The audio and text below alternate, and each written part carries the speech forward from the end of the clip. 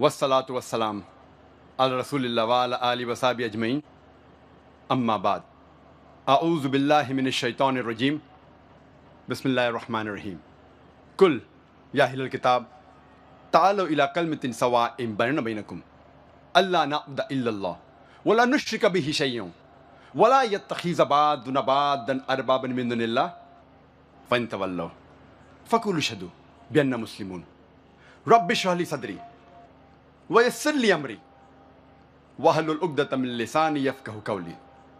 जनाब मुनव्वर पीर भाई साहब, जनाब अनवर मुख्तार साहब, जनाब मंजूर शेख साहब, मेरे मोहतरम बुज़ुर्गों और मेरे अज़ीज़ भाइयों और बहनों, मैं आप सब का खैर मक़दम करता हूँ इस्लामिक तरीके से। अस्सलामु अलैकुम वरहमतुल्लाहि वबरकातुहू। अल्लाह सुब्हानहू व तआला की सलामती, रहमत और बरकत आप सब पर हो।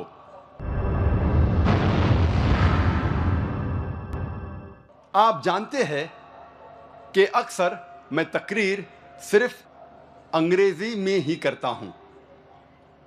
चंद मौक़ों पर जब ऑर्गेनाइजर्स इसरार करते हैं, मैं कोशिश करता हूं मेरी कमज़ोर उर्दू या कमज़ोर हिंदी में तकरीर करने की, जैसे कि आज का मौका है। आप जानते हैं कि मेरी तालीम अंग्रेज़ी में हुई है और अल्हम्दुलिल्लाह मैं अंग्रेज़ी ज़बान पर महारत रखता हूँ, जो कि मैं उर्दू ज़बान पे नहीं रखता हूँ। ज़ाहिर है कि मैं इस उर्दू तकरीर में काफ़ी गलतियाँ करूँगा, जिसके लिए तकरीर के शुरू में ही मैं आप सबसे माज़रत चाहता हूँ और उम्मीद करता हूँ कि इंशाअल्लाह आप मेरी इन गलतियों को नज़रअंदाज करेंगे और इस तकरीर के मवाद, इस तकरीर के पैगाम पे तवज्जो देंगे। आज के तकरीर का मौजू है हिंदू धर्म और मज़हब इस्लाम में यकसानियत। मैंने इस तकरीर के शुरू में कुरान मजीद की एक आयत सूरह अल इमरान सूरा नंबर 3 आयत नंबर 64 की तिलावत की, जिसमें अल्लाह सुब्हानहू व तआला फरमाते हैं, कुल या अहलल किताब, कहो अहले किताब से, तालो इला कलिमतिन सवाइम बैनना बैनकुम, आओ उस बात की तरफ जो आप और हम में यकसा है। सबसे पहली बात है अल्लाह नअबुद इल्लल्लाह, हम सिर्फ अल्लाह सुब्हानहू व तआला, सिर्फ खुदा की इबादत करें। वला नुश्रिक बिही शैय्यन, हम खुदा के साथ किसी और को शरीक न करें। वला यत्तखिज़ बादुना बादन अरबाबन मिन दुनिल्लाह, हम हमारे में से किसी और को खुदा के अलावा किसी को रब ना बनाएं।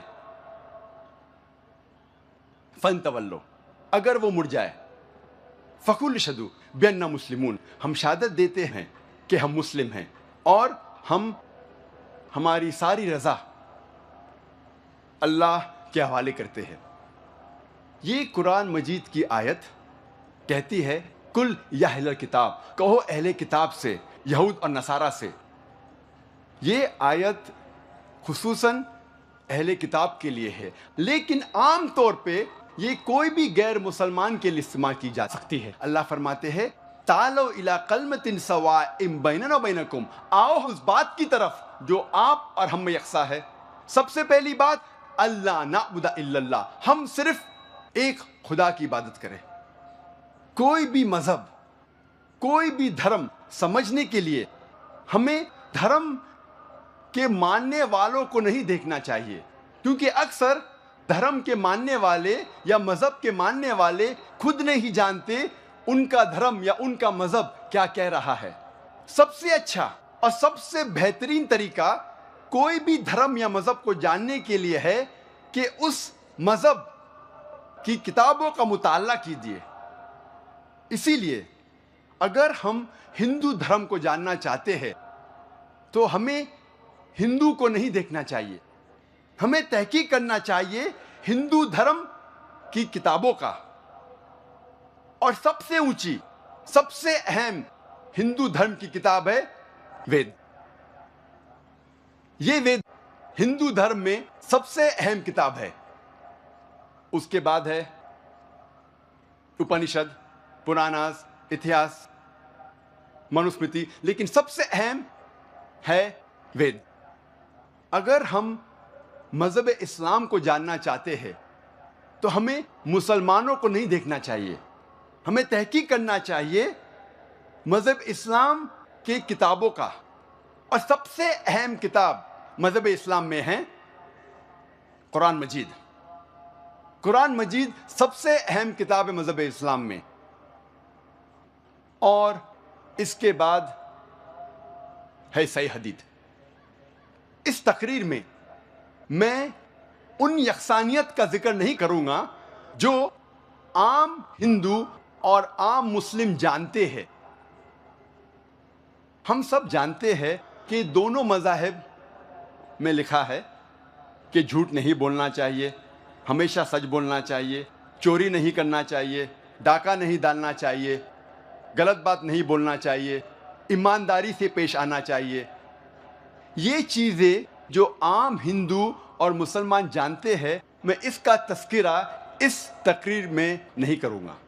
میں صرف ان یکسانیت کا ذکر کروں گا جو عام ہندو اور عام مسلم نہیں جانتے کہ یہ دونوں مذاہب میں موجود ہے، دونوں دھرموں میں موجود ہے. ہندو دھرم اور مذہب اسلام میں یکسانیت جاننے کے پہلے ہم یہ جان لیں ہندو دھرم اور مذہب اسلام کی کیا معنی ہے. یہ لفظ ہندو یہ ایک جغرافیکل ڈیفینیشن ہے، جغرافیکل ڈیفینیشن ہے، علاقے کے اعتبار سے ایک تعریف ہے. اور ہندو اسے کہتے ہیں وہ لوگوں کو جو انڈس ندی کے پاس رہتے ہیں یا سندھو ندی کے پاس رہتے ہیں. ہسٹورینز کہتے ہیں کہ یہ لفظ ہندو سب سے پہلی بار استعمال کیا تھا عربوں نے جب وہ ہندوستان آئے.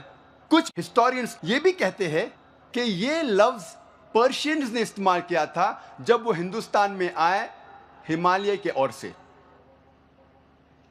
جب ہم encyclopaedia of religion and ethics پڑھتے ہیں، اس انسائکلوپیڈیا میں لکھا ہوا ہے جلد نمبر 6 حوالہ نمبر 699 میں کہ یہ لفظ ہندو کوئی بھی بھارتی کتاب میں موجود نہیں تھا جب تک مسلمان ہندوستان میں نہیں آئے. اور پنڈت جواہر لال نہرو کہتے ہیں اپنی کتاب میں دا ڈسکوری آف انڈیا صفحہ نمبر 74 اور 75 میں کہ جب ہم تحقیق کرتے ہیں یہ لفظ ہندو سب سے پہلی بار ایک تانترک میں آتا ہے 8ویں صدی میں، اور سب سے پہلی بار جب استعمال کیا گیا اس کے معنی تھے لوگوں کے لیے، دھرم کے لیے کبھی بھی استعمال نہیں کیا گیا. دھرم کے لیے استعمال حال ہی میں کیا جا رہا ہے. اسی لیے ہمیں پتہ لگتا ہے کہ یہ لفظ ہندو ایک جغرافیکل ڈیفینیشن ہے. علاقائی اعتبار سے کہا جاتا ہے ان لوگوں کو جو لوگ سندھو ندی یا اندو ندی کے پاس رہتے ہیں. اس کا استعمال دھرم کے لیے حال ہی میں ہوا ہے. اب ہم سمجھیں گے ہندوازم یا ہندو دھرم کی معنی کیا ہے. یہ لفظ ہندوازم ہندو سے آتا ہے اور سب سے پہلی بار استعمال کیا تھا انگریزوں نے 19ویں صدی میں. اور ہندوازم یہ لفظ استعمال کیا تھا اس بھارت دیش میں جو لوگ رہتے ہیں ان کے دھرموں کو بتانے کے لیے ایک لفظ استعمال کیا گیا تھا ہندوازم. اور جب ہم پڑھتے ہیں نیو انسائکلوپیڈیا برٹانیکا، اس میں لکھا ہوا ہے جلد نمبر 20 میں حوالہ نمبر 581 میں کہ یہ لفظ ہندوازم سب سے پہلی بار استعمال کیا تھا برٹش رائٹرز نے. برٹش رائٹرز انگریز لیکھکوں نے استعمال کیا تھا ان لوگوں کے لیے جن کا دھرم ہندوستان میں اس بھارت میں جو لوگ رہتے ہیں ان کے دھرموں کو, ان کے بلیفs کو, ان کے فیتھس کو, ان کے ریلیجنز کو ڈسکرائب کرنے کے لیے ایک لفظ استعمال کیا گیا تھا, ہندوازم. اسی لیے ہندو پنڈت, ہندو اسکالرز یہ کہتے ہیں کہ یہ لفظ ہندوازم یا ہندو دھرم ایک مس نوما ہے, یہ ایک غلط لفظ ہے. صحیح لفظ ہونا چاہیے سناتن دھرم یا ویدک دھرم, کیونکہ وہ کہتے ہیں کہ ہم ویدا میں مانتے ہیں, اور سوامی وویکانندا کہتے ہیں کہ یہ لفظ ہندو غلط استعمال ہے, ہونا چاہیے ویدنتسٹ, کیونکہ سوامی وویکانندا کہتے ہیں کہ ہمیں ماننا چاہیے وید کو. اس لیے صحیح لفظ ہے ویدنتسٹ اور ویدک دھرم یا سناتن دھرم.